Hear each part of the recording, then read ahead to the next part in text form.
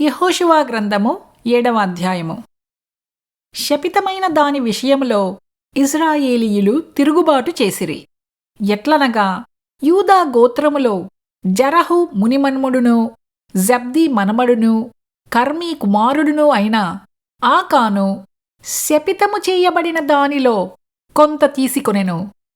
కనుక యెహోవా ఇశ్రాయేలీయుల మీద కోపించెను. యెహోషువ, మీరు వెళ్ళి దేశమును వేగుచూడుడని చెప్పి బేతేలు తూర్పు దిక్కున బేతావెను దగ్గరనున్న హాయి అను పురమునకు యెరికో నుండి వేగుల వారిని పంపగా, వారు వెళ్ళి హాయి పురమును వేగుచూచి యెహోషువ యొద్దకు తిరిగి వచ్చి, జనులందరినీ వెళ్ళనీయకుము, 2-3 వేల మంది వెళ్ళి హాయిని పట్టుకునవచ్చును. జనులందరూ ప్రయాసపడి అక్కడికి వెళ్ళనేలా? హాయివారు కొద్దిగా ఉన్నారు కదా అనిరి. కాబట్టి ఇంచుమించు 3,000 మంది అక్కడికి వెళ్ళిరి కాని వారు హాయివారి ఎదుట నిలువలేకపోయిరి. అప్పుడు హాయివారు వారిలో 36 మనుష్యులను హతము చేసిరి. మరియు తమ గవిని యొద్ద నుండి షేబారీము వరకు వారిని తరిమి మోరాదులో వారిని హతము చేసిరి. కాబట్టి జనుల గుండెలు కరిగి నీరైపోయెను. యెహోషువ తన బట్టలు చింపుకొని తానును ఇశ్రాయేలీయుల పెద్దలును సాయంకాలము వరకు యెహోవా మందసమునెదుట నేలమీద ముఖములు మోపుకొని తమ తలల మీద ధూళిపోసుకునుచు, అయ్యో ప్రభువా, మమ్మును నశింపజేయునట్లు అమోరీయుల చేతికి మమ్మును అప్పగించుటకు ఈ జనులను ఈ యోర్దాను నీవెందుకు దాటించితివి? మేము యోర్దాను అవతల నివసించుట మేలు. ప్రభువా, కనికరించుము. ఇశ్రాయేలీయులు తమ శత్రువుల ఎదుట నిలువలేక వెనుకకు తిరిగినందుకు నేనేమి చెప్పగలను?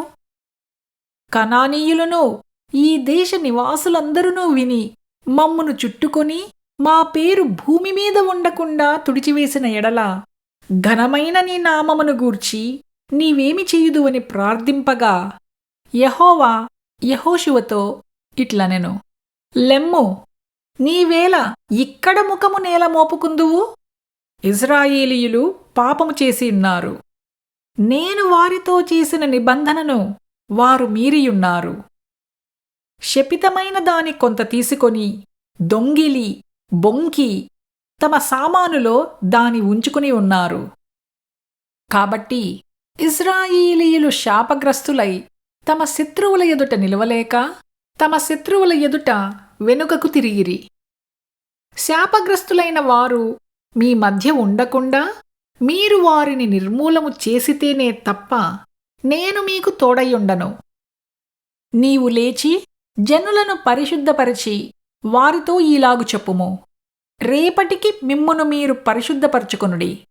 ఇశ్రాయేలీయుల దేవుడైన యెహోవా సెలవిచ్చినదేమనగా, ఇశ్రాయేలీయులారా, మీ మధ్య శాపగ్రస్తమైనదొకటి కలదు. మీరు దానిని మీ మధ్య ఉండకుండా నిర్మూలము చేయు వరకు మీ శత్రువుల ఎదుట మీరు నిలవలేరు. ఉదయమున మీ గోత్రముల వరసను బట్టి మీరు రక్షింపబడుదురు. అప్పుడు యెహోవా ఏ గోత్రమును సూచించునో అది వంశముల వరుస ప్రకారము దగ్గరకు రావలెను. యెహోవా సూచించు వంశము కుటుంబముల ప్రకారము దగ్గరకు రావలెను. యెహోవా సూచించు కుటుంబము పురుషుల వరస ప్రకారము దగ్గరకు రావలెను. అప్పుడు శపితమైనది ఎవని యొద్ద దొరుకునో వానిని వానికి కలిగిన వారినందరినీ అగ్నిచేత కాల్చివేయవలెను. ఏలయనగా వాడు యెహోవా నిబంధనను మీరి ఇశ్రాయేలీయులలో దుష్కార్యము చేసినవాడు అనెను. కాబట్టి యెహోషువ ఉదయమున లేచి ఇశ్రాయేలీయులను వారి గోత్రముల వరుసను బట్టి దగ్గరకు రప్పించినప్పుడు యూదా గోత్రము పట్టుబడెను. యూదా వంశమును దగ్గరికి రప్పించినప్పుడు జెరహీయుల వంశము పట్టుపడెను.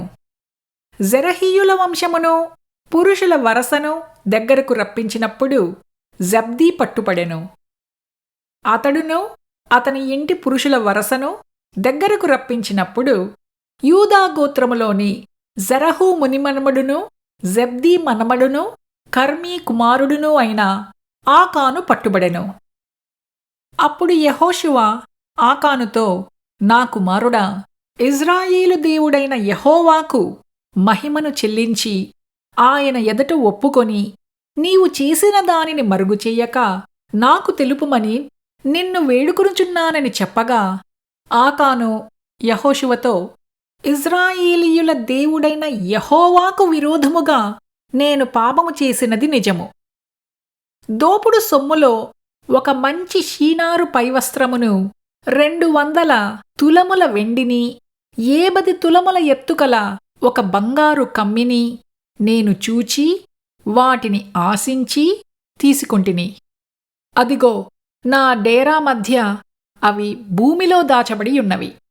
ఆ వెండి దాని క్రింద ఉన్నదని ఉత్తరమిచ్చి తాను చేసినదంతయూ ఒప్పుకొనెను.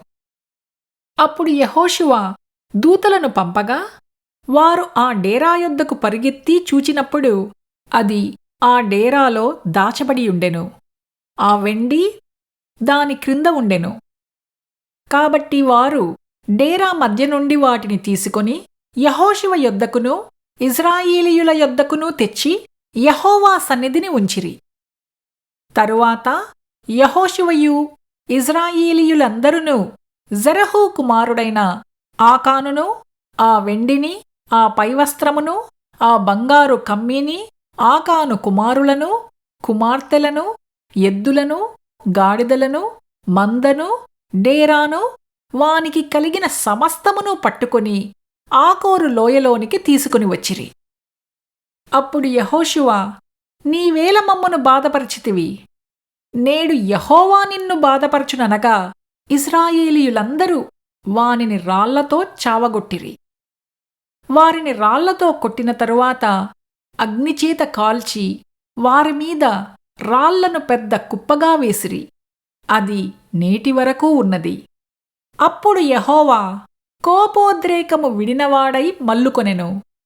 అందుచేతను నేటివరకూ ఆ చోటికి ఆకోరు లోయ అని పేరు.